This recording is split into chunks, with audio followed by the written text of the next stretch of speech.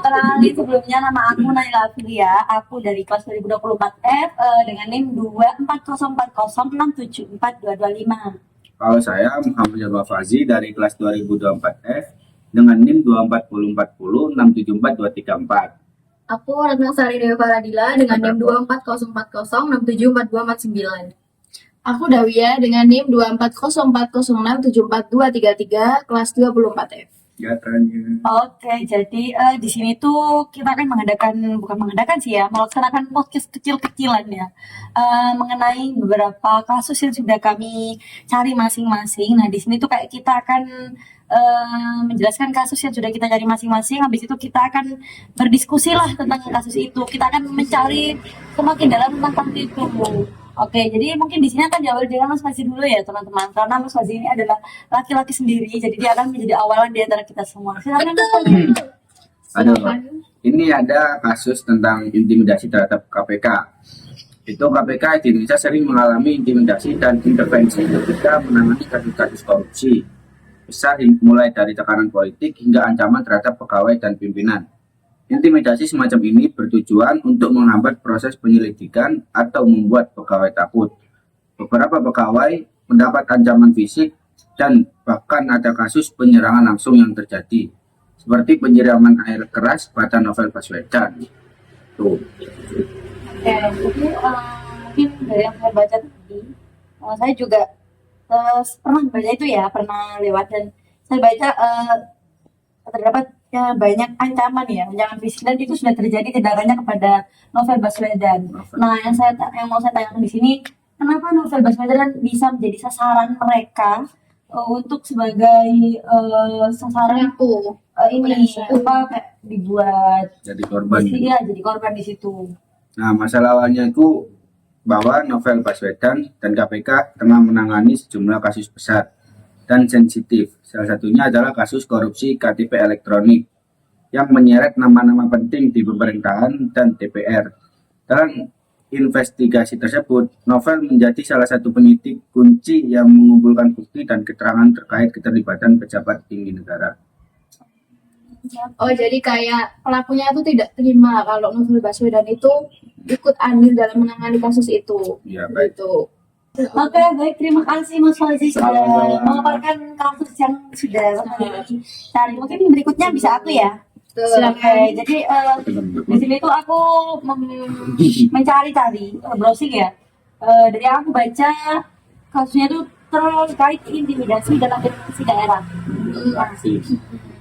Dalam kasus ini tuh ada beberapa pegawai pemerintah daerah di tingkat provinsi atau kabupaten atau kota lah mengeluhkan adanya tekanan dari pimpinan atau pihak tertentu yang mempengaruhi kinerja dan kebijakan mereka, terutama terkait dana dan anggaran. Tekanan ini bisa terjadi ketika ada pemimpin daerah atau itulah kabupaten semacamnya provinsi yang ingin meloloskan proyek tertentu dengan cara yang tidak sesuai prosedur. Jadi kayak mereka itu tidak terima pada pemimpin tersebut karena pemimpin tersebut bisa dikatakan curang dengan adanya ingin meloloskan sebuah proyek namun tidak sesuai dengan prosedur seperti itu. Nah, kemudian atau ketika ada pihak yang meminta pengadaan tanpa persetujuan itu atau perhitungan yang jelas, mereka sebuah pemimpin itu tidak menyetujui dengan adanya kayak penjelasan atau surat apa masuk tidak ada. Nah, dalam menyusun tugas itu kayak si pemimpin ini tidak bertanggung jawab dengan adanya tugas tersebut. Jadi kayak awalnya dia itu mau meloloskan proyek tersebut tanpa prosedur yang baik, tapi akhirnya dia itu tidak baik dalam mengerjakan tugasnya kayak gitu. Jadi kayak para bawahan itu tidak menerima dengan adanya itu. Ketika pemimpin tersebut diintimidasi, malah dia tuh tidak bertanggung jawab seperti itu. Mungkin ada yang mau ditanyakan dengan kasus ini ya? Karena sedikit ya, kayak terkait provinsi, kabupaten, kota ini. Baik, kalau untuk masalah ini, tokoh-tokoh yang terlibat dalam kasus ini itu bisa siapa saja? Yang terkait mungkin dari kasus ini tuh kayak ketuanya ya, pemimpin pasti. Karena pemimpin yang menjadi tokoh utama itu pemimpin kan, tokoh pemimpinan. Yang tidak terima itu mungkin dari bawahannya, kayak sekretaris di BPH pasti kayak nggak terima ya. Terus semua bawahan yang ada di bawah pemimpin itu pasti tidak terima dengan adanya ini, karena tidak ada organisasi yang mau pemimpinnya curang atau pemimpinnya tidak bertanggung jawab kan, seperti itu. Berarti pemimpinnya ini mencurang sendiri. Maksudnya dia Iya, kayak mau dia tuh menghalalkan semua cara lah istilahnya, Nah itu supaya meloloskan proyeknya dia. Nah nantinya ketika proyeknya lolos dengan prosedur yang tidak benar, dengan menghalalkan semua cara, dia nggak bertanggung jawab. berarti nggak ada transparansi ya. Tidak ada. nah, kebijakan apa yang dibentuk bahwa pemimpinnya ada pemimpinnya atau kan dicopot jadi pemimpin atau Dicopot apa? aja, karena pemimpin seperti itu tidak pantas untuk dipertahankan. Karena meskipun dia itu diadakan kayak apalah, dikasih bimbingan atau apa, kalau sudah tertanam dalam diri dia seperti itu, pasti akan diulang. Kalau di kasus itu pemimpinnya diapain? Dikasih konsekuensi apa, hukuman apa? Diturunkan jabatan. Turunkan jabatan. Langsung diturunkan Langsung jabatan diturunkan tanpa jabatan ada, itu, kayak langsung rolling jabatan waktu itu juga. berarti tanpa ada ininya. Tidak ada, soalnya kan sudah tidak bisa ditangguhkan pemimpin Berarti seperti itu. turunkan sepihak. Iya, nggak sepihak sih. Tapi misal kalau sepihak itu kan tidak ada. Ya, nggak ada kan? kesenjangan. Ini sudah semua Semua orang semua orang disetujui. setuju, gitu. Baik, bagaimana pendapat Anda kalau misalnya di suatu lembaga itu pemimpinnya itu tidak melaksanakan tupoksinya, tugas pokok fungsinya itu dengan baik dan membuat karyawannya itu menjadi apa ya, tidak tertata dan tidak sistematis sebuah kebijakannya itu bagaimana? Jadi begini ya, kalau misalnya dari negara itu presiden itu kan pemimpin, tapi di atasnya presiden masih ada DPR, kan DPR itu istilahnya masih di atas presiden kan. Contoh lah lingkup UNESA, BMF, ketua BMF itu, KBMF itu kan di atasnya masih ada DPM.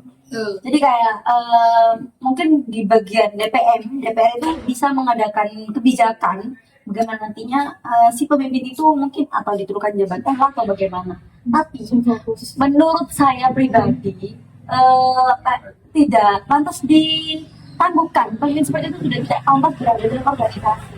Karena meskipun dia diturunkan jabatan sekalipun sudah tertanam dalam diri dia, nanti dia akan pasti mengulangi hal yang sama.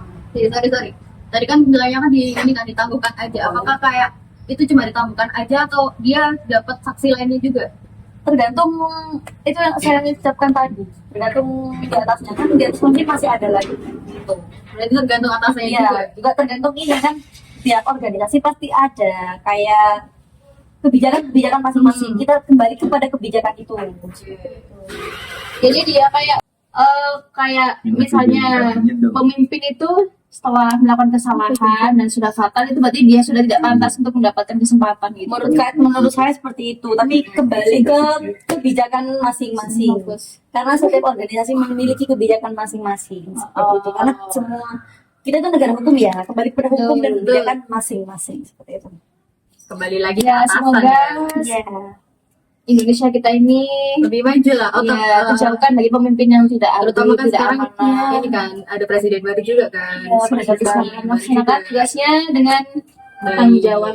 Lagi presidennya mantan menteri keamanan. Iya. Pak Prabowo ya Pak ya. Iya. Pundak Nah, kanan. tolong ya Pak ya.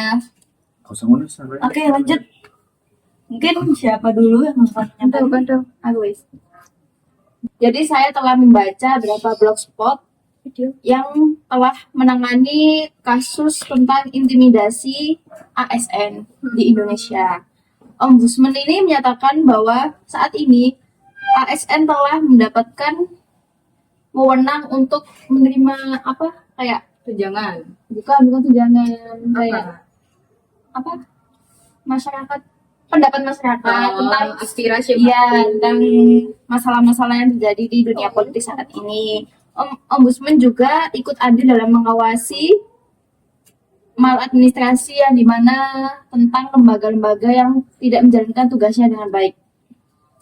Jadi jika kemudian ditemukan pelanggaran ASN khususnya dilakukan oleh lembaga pemilu atau pemerintahan yang ada di Indonesia ini, atau kami sebut sebagai sistem pelayanan publik ini, maka masyarakat bisa melakukan pencatatan dan melaporkan kepada ombudsman untuk mencatat sanksi-sanksi atau masalah-masalah yang ada di dunia politik saat ini.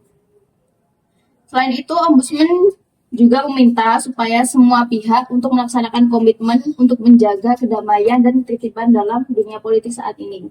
Apalagi tentang pemilihan camat, bupati, apa, Gubernur. pilkada kayak semacam itu. Dan juga untuk memimpin Indonesia ini supaya lebih maju dan lebih menjaga ketertiban dalam dunia politik. Selain itu, Ombudsman juga menyampaikan bahwa ASN itu juga menjadi intimidasi, yang dimana intimidasi yang dilakukan oleh kelompok politik itu manut terhadap kehendak politik mereka yang diajukan oleh itu.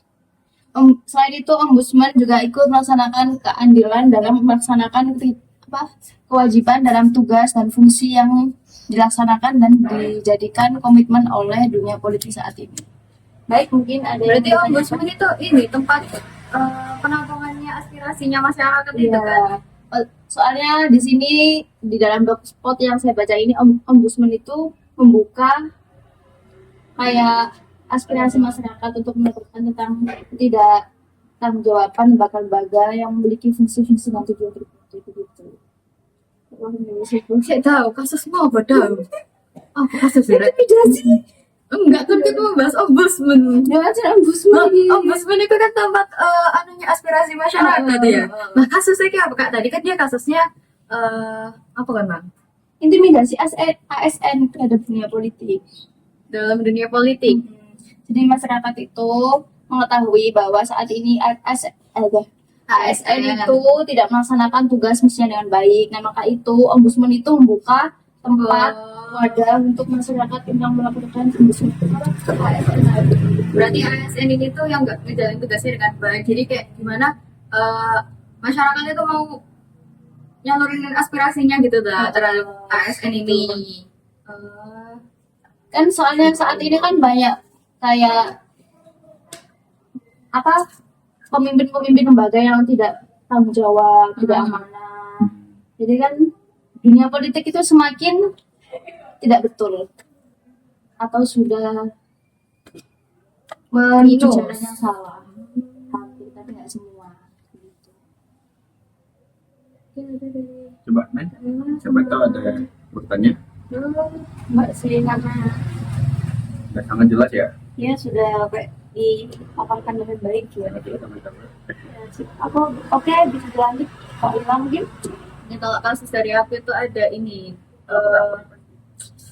kan akhir-akhir ini tuh ada kasus yang lagi viral kan, Guru Supriyani itu tahu nggak, yang anaknya ada anak muridnya itu kelas 1B, dia itu anaknya polisi. Iya.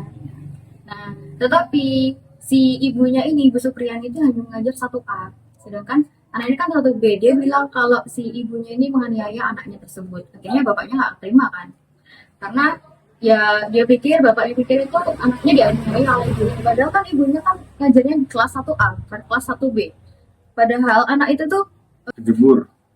iya kejebur sawah ya kalau nggak salah, itu kejebur sawah, terus bilangnya dianiaya oleh Ibu Supriyani ini, padahal kan tidak seperti itu. Kalau logikanya sendiri kan Ibu Supriyani itu ngajarnya di kelas 1A bukan kelas 1B. Jadi kayak maksudnya nggak ikut andil gitu loh dalam kelas. Kan biasanya kelas kan ada yang wali kelasnya gitu kan. Harusnya kan kalau misal begitu ya ke wali kelasnya begitu loh. Kenapa harus ke Ibu Supriyani? Nah si bapaknya ini tuh bilang ke anaknya gini, udah kamu bilang aja ke ini, ke kepala sekolah gimana gitu. Kalau si Ibu Supriyani ini tuh yang